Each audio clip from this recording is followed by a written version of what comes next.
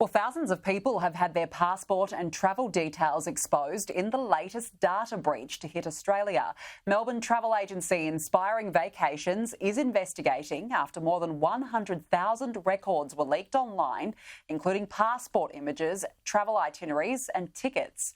Joining me now live is cybersecurity expert Jeremiah Fowler, who discovered the breach and reported it to the travel company. Jeremiah, thank you so much for joining us. You're in Germany, yet you stumbled across this breach by an Australian company. How did you discover it? Well, as a cybersecurity researcher, I am always looking for exposed data, no matter where it is around the world. Once I saw this and I saw potentially sensitive documents, that's when I knew I had to contact the company and let them know what I had found. Well, tell us a bit about this breach and how sensitive the information that has been exposed is. Yeah, absolutely. I mean, it doesn't get much more sensitive than government issued identification documents such as passports.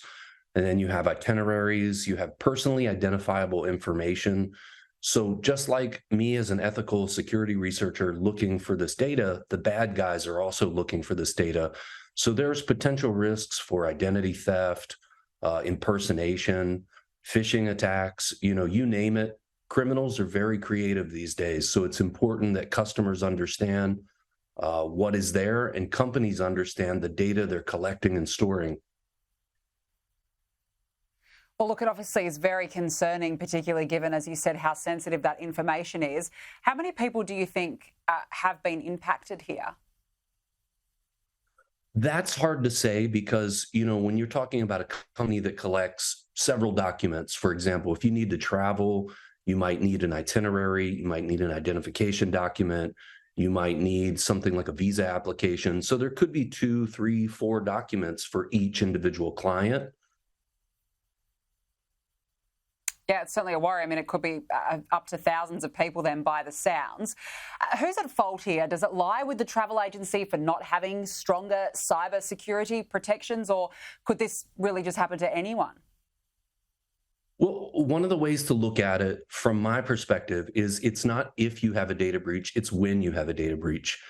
Inspiring Vacations acted fast, and professionally in securing the data once I reported it to them. These days, it's not about naming and shaming the company as much as it is awareness.